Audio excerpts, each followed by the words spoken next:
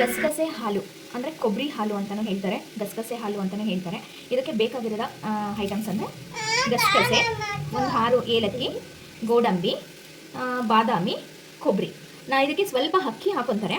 ನಾನು ಅಕ್ಕಿ ಬದಲು ಸ್ವಲ್ಪ ಇವಾಗ ಮಕ್ಕಳಿಗೆಲ್ಲ ರಾಗಿನ ಹಿಟ್ಟು, ಸರಿ ಹಿಟ್ಟು, ಬರೀ ರಾಗಿ ಮೊಳಕೆ ಕಟ್ಟಿಸಿ ಅದನ್ನು ಪುಡಿ ಮಾಡಿ ಇಟ್ಕೊತಾರಲ್ಲ, ಅದನ್ನು ಹಾಕೋತೀನಿ. 1-2 ಸ್ಪೂನ್ ಅದನ್ನು ಹಾಕೋತೀನಿ.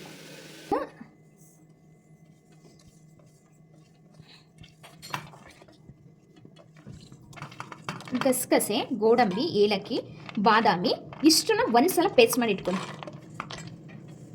ಇಷ್ಟನ್ನು ಒಂದ್ಸಲ ಪೇಸ್ಟ್ ಮಾಡಿ ಒಂದು ಸೈಡಲ್ಲಿ ಎತ್ತಿಟ್ಕೊಳ್ಳಿ. ಇದು ಗೋಡಂಬಿ, ಬಾದಾಮಿ, ಗಸಗಸೆ, ಏಲಕ್ಕಿ ಇಷ್ಟನ್ನ ಒಂದ್ಸಲ ಪೇಸ್ಟ್ ಮಾಡಿ ಇಟ್ಕೋಬೇಕು.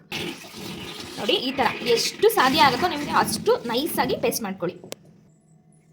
ಅದು ಚಿಕ್ಕ ಜಾರಲ್ಲಿ ಹಾಕೊಂಡಿದ್ದೀನಿ, ಅಷ್ಟನ್ನು ಪೇಸ್ಟ್ ಮಾಡಿಕೊಂಡು ಕೊಬ್ಬರಿನ ಈ ಥರ ಗ್ರೈಂಡ್ ಮಾಡಿಕೊಂಡು ಕೊಬ್ಬರಿ ಹಾಲನ್ನ ಈ ಥರ ತೆಗಿಬೇಕು.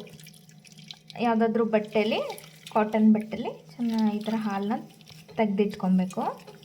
ಮಿಕ್ಸ್ ಮಾಡಿ ಹಾಕಿರೋದಾದರೆ ಹಾಕಬಾರ್ದು. ಅಂದರೆ ರಾಗಿ, ಜೋಳ, ಅಕ್ಕಿ ಅಂತ ಎಲ್ಲನೂ ಮಿಕ್ಸ್ ಮಾಡಿ ಮಾಡ್ತಾರಲ್ಲ ಮಕ್ಕಳಿಗೆ, ಆ ಥರ ಮಾಡಿದರೆ ಅದನ್ನು ಹಾಕಬೇಡಿ. ಇದನ್ನು ನಾನು ಬರೀ ರಾಗಿನ ಮೊಳಕೆ ಕಟ್ಟು ಅದನ್ನು ನಾವು ಪೌಡರ್ ಮಾಡ್ಕೊಂಡಿರೋ ಅಂತ ರಾಗಿ ಹಸಿಟ್ಟು ಅದನ್ನು ಹಾಕಿ ನಾನು ಸ್ವಲ್ಪ ನೀರಿನಲ್ಲಿ ಅಥವಾ ಯಾವುದಾದ್ರೂ ಹಾಲಲ್ಲಿ ಎಲ್ಲ ಮಿಕ್ಸ್ ಮಾಡಿಕೊಂಡು ಇದಕ್ಕೆ ಸ್ವಲ್ಪ ನೀರು ಹಾಕ್ಕೊಳ್ಳಿ. ನೀರು ಹಾಕ್ಕೊಂಡು ಗಂಟಿಲ್ಲ ಅಂತ ಬರುತ್ತಲ್ಲ ಆ ಥರ ಮಿಕ್ಸ್ ಮಾಡ್ಕೊಳ್ಳಿ ನೀಟಾಗಿ. ಈ ಥರ ಹಾಲನ್ನ, ಕೊಬ್ಬರಿ ಹಾಲನ್ನ ತೆಗೆದಿಟ್ಕೊಬೇಕು.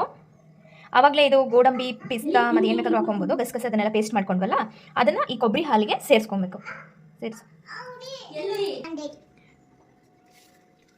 ನೋಡಿ, ಇದಕ್ಕೆ ಬೆಲ್ಲ ಹಾಕೋತಿದ್ದೀವಿ ನಾವು. ಬೆಲ್ಲ ಬೇಕಂದರೆ ಹಾಕೋಬೋದು, ಸಕ್ಕರೆ ಬೇಕಾದರೆ ಹಾಕೋಬೋದು, ಆಪ್ಷನಲ್ಲು.